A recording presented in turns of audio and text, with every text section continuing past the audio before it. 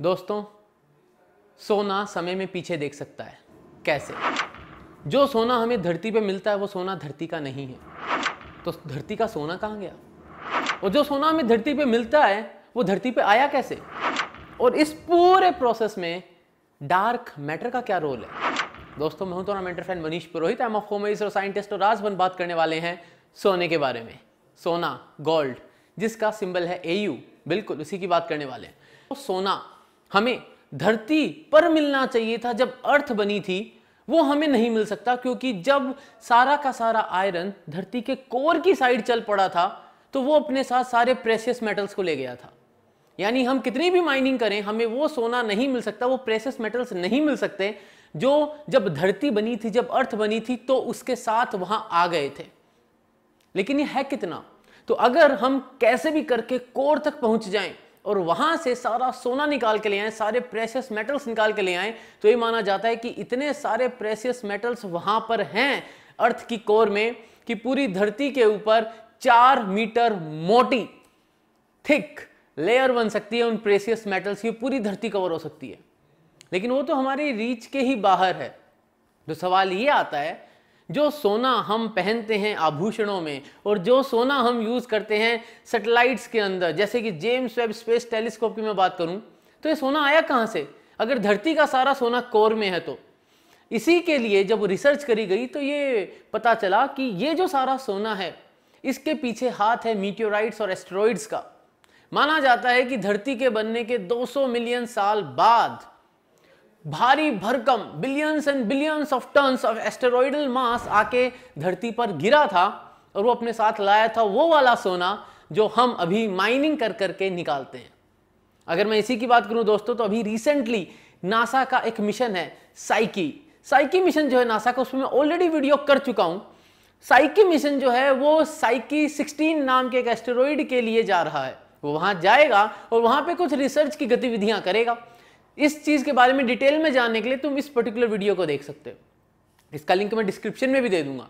लेकिन सबसे बड़ी बात क्या है दोस्तों, साइकी 16 जो एस्टेरॉइड, उसकी सबसे बड़ी बात यह है कि उस एस्टेरॉइड के ऊपर इतने सारे प्रेशियस मेटल्स हैं कि यह माना जाता है कि अगर वहां का सारा सोना और अदर प्रेशियस मेटल्स को उठा के ले आया जाए धरती पर, तो धरती पर इस वक्त जितने भी लोग हैं, चाहे वो छोटे बच्चे से बड़े बुजुर्ग हों, सबको और वो बांट दिया जाए, तो हर इंसान के हिस्से में तकरीबन 93 बिलियन US$ के प्रेशियस मेटल्स आ जाएंगे। तो अब लग रहा है ना यार, डिले क्यों कर रहे हो, जल्दी करो। ऐसा है दोस्तों, मिशन प्लान हो चुका है और 2026 तक एस्टेरॉइड पे पहुंचने का प्लान है नासा का, and then will find out कि क्या होता है। लेकिन अगर मैं बात करूं कि इस पूरे प्रोसेस की, तो सबसे बड़ा सवाल यह आता है कि सोना बनता कैसे है। तो यहां पे जो मेरे JEE और नीट वाले दोस्त हैं, भाई तुमने मॉडर्न फिजिक्स में न्यूक्लियाई चैप्टर पढ़ा होगा, तो वहां पे अपने ग्राफ देखते हैं। उस ग्राफ के अंदर हम देखते हैं बाइंडिंग एनर्जी पर न्यूक्लियन और मास नंबर का ग्राफ, जहां पे अपन देखते हैं कि भाई सबसे ज्यादा स्टेबल जो है वो होता है आयरन, क्योंकि उसकी बाइंडिंग एनर्जी पर न्यूक्लियन बहुत ज्यादा है। यानी जो छोटे छोटे हाइड्रोजन हीलियम जैसे बच्चे लोग हैं वो फ्यूजन करवा के आयरन की साइड जाना चाहते हैं, और जो बड़े बड़े भारी भारी यूरेनियम जैसे हैं वो टूट टूट के आयरन की साइड जाना चाहते हैं। अब सवाल ये आया, तो फिर ये छोटे और बड़े बने ही क्यों अगर आयरन ही सबसे स्टेबल है? इस पूरे प्रोसेस को समझने के लिए हमें देखना पड़ेगा हमारे सूरज की साइड। सूरज या कोई भी स्टार की अगर मैं बात करूं, तो उसके कोर में जो न्यूक्लियर रिएक्शंस हो रहे होते हैं वहां पे हो रहा होता है फ्यूजन। जब वो फ्यूजन रिएक्शन होता है तो फ्यूजन रिएक्शन के अंदर हाइड्रोजन से हीलियम, कार्बन, नाइट्रोजन, ऑक्सीजन बनते बनते बनते बनते आयरन तक बात पहुंच जाती है। अब iron being the most stable, जैसे ही आयरन बनने लगता है तो प्रोसेस थोड़ा सा स्टेबल होने लगता है। किसी भी स्टार की अगर अपन एक लाइफ प्रोसेस देखें, तो जब तक उसके अंदर की थर्मल एनर्जी का जो प्रेशर है वो ग्रेविटेशनल कोलैप्स के प्रेशर को बैलेंस कर रहा है, तब तक वो स्टार है, नहीं तो उस स्टार का अंत निकट है। तो जैसे ही आयरन तक बात पहुंचती है तो धीरे धीरे अंदर का जो हीट प्रेशर है वो स्टार का कम होने लग जाता है। अब वो प्रेशर जो कम होने लग जाता है, उसके चलते स्टार का जो ग्रेविटेशनल कोलैप्स है वो एक्सेलरेट हो जाता है। ग्रेविटेशनल कोलैप्स जब होने लगता है तो अंदर प्रेशर बढ़ने लगता है, क्योंकि बाहर से दबाया जा रहा है, और उसके चलते बनने लग जाते हैं न्यूट्रॉन्स। और जैसे जैसे न्यूक्लियाई को न्यूट्रॉन भी मिल रहे हैं, प्रोटॉन भी मिल रहे हैं, तो आयरन के आगे के एलिमेंट्स बनने लग जाते हैं, और वहीं बन जाते हैं लेड, गोल्ड, सिल्वर और यूरेनियम जैसे एलिमेंट्स। अब ये एलिमेंट्स कब बने? जब बाहर से एक्सटर्नल प्रेशर लगाया गया, यानी एनर्जी बहुत ज्यादा इन्फ्लक्स हुई। ठीक है, अभी बात समझ में आई। फिर क्या होगा? ये तो स्टार के कोर में बने ना, लेकिन जब स्टार के कोर की ऐसी सिचुएशन होती है कि वहां पे ग्रेविटेशनल कोलैप्स हो रहा है, तो उसका जो अगला स्टेप होता है दोस्तों, वो होता है सुपरनोवा एक्सप्लोजन। एक ऐसा एक्सप्लोजन जो, अगर मैं मिल्की वे गैलेक्सी की बात करूं और वहां पे एक सुपरनोवा एक्सप्लोजन की बात करूं, तो वो एक ऐसा एक्सप्लोजन है जहां पे जितने भी स्टार्स हमें दिख रहे हैं अपनी मिल्की वे गैलेक्सी में, उन सब स्टार्स की जो रोशनी है, उनका जो इमिसिव पावर है, उस सब को मिला लें तो उससे भी ज्यादा पावर रेडिएट होता है जब एक सुपरनोवा एक्सप्लोजन होता है। और ये प्रोसेस हो सकता है कि एक हफ्ते तक चले, हो सकता है कुछ दिन तक चले, या हो सकता है 4-5 हफ्ते यानी 1 महीने तक ये प्रोसेस चले। बात वो नहीं है कि प्रोसेस कितना लंबा चल रहा है, बात यह है कि जब ये प्रोसेस होता है, जब सुपरनोवा एक्सप्लोजन होता है, उस वक्त जो इजेक्शन होता है ना, मटेरियल को जो फेंका जाता है बाहर, वो तकरीबन 1500 किलोमीटर पर सेकंड से लेके 14,000-15,000 किलोमीटर पर सेकंड की स्पीड से मटेरियल जो मास है वो बाहर फेंका जाता है। जहां पे हम हैं, यहां पे अपनी मिल्की वे गैलेक्सी की जो एस्केप वेलोसिटी है वो 500-550 किलोमीटर पर सेकंड है। जो हमारा सूरज है वो 200 या 220 किलोमीटर पर सेकंड की स्पीड से चल रहा है। यानी सूरज की अगर चलने की स्पीड तिगुनी कर दी जाए तो सूरज हमें अपने साथ लेके इस मिल्की वे को एस्केप कर जाएगा। तो सवाल ये आता है कि जब सुपरनोवा एक्सप्लोजन होता है, उस वक्त जब स्पीड 15,000 किलोमीटर पर सेकंड है, तो वो मास इजेक्ट क्यों नहीं हुआ, वो एस्केप क्यों नहीं कर गया? भाई it should have been ejected out of the Milky Way galaxy, लेकिन ऐसा नहीं हुआ। क्यों? तो यहां पे हमारे को हेल्प करती है एक पर्टिकुलर थ्योरी जो ये कहती है कि जितना हमें मास दिख रहा है उससे बहुत ज्यादा मास ऐसा है जो हमें नहीं दिख रहा है, किसी भी तरीके से नहीं दिख रहा है, वो हमसे इंटरेक्ट भी नहीं कर रहा है, उससे कोई भी तरीके का इलेक्ट्रोमैग्नेटिक रेडिएशन नहीं आ रहा है, वो हमारे लिए डार्क है, और वहां आ जाता है डार्क मैटर। तो अब ये बात समझ में आ गई मुझे कि सोना इस ब्रह्मांड में बनता कैसे है। वो जो सोना बनता है, वो सोना एस्ट्रॉइड्स के ऊपर आता कैसे है, एस्ट्रॉइड्स के ऊपर आने से वो धरती तक पहुंचा कैसे, सब समझ में आ गया। लेकिन अब सबसे बड़े मुद्दे की बात यह है दोस्तों कि वो जो सोना है वो समय में पीछे कैसे देखता है। यहां पे तुमने बहुत बार जब सैटेलाइट की फोटोज देखी होंगी, तुमने देखा होगा कि सैटेलाइट के ऊपर एक येलो कलर की कवरिंग होती है। बहुत बार बच्चे मेरे को बोलते हैं कि क्या ये पूरी गोल्ड की फॉइल या गोल्ड की फिल्म होती है सैटेलाइट के ऊपर? नहीं, वो गोल्ड फॉइल या गोल्ड फिल्म नहीं होती, वो होती है मल्टी लेयर इंसुलेशन। वो तो टेम्परेचर कंट्रोल करने के लिए होती है। एक्चुअली उसके अंदर पॉलीइमाइड यानी कुछ पॉलीमर्स हैं और साथ में उसके ऊपर एल्यूमिनियम की कोटिंग है। लेकिन जब बात हो रही है सोने के यूज की, तो सोना स्पेस एक्सप्लोरेशन में यूज होता है, क्योंकि सोने में एक बड़ी ही खास बात है। वो जो खास बात है दोस्तों ये है कि सोना यानी गोल्ड जो है वो IR इंफ्रारेड रेडिएशन को रिफ्लेक्ट कर देता है। इसीलिए तो गोल्ड की पॉलिश करी जाती है एस्ट्रोनॉट्स के वाइजर्स के ऊपर, क्योंकि जो अनफिल्टर्ड सनलाइट है उससे IR रेडिएशन जो है वो हार्म न पहुंचा पाए। बात समझ में आ गई। लेकिन अभी भी ये बात समझ में नहीं आ रही कि इन सब प्रॉपर्टीज के बाद भी हमें समय में पीछे देखने की काबिलियत सोना कैसे देगा।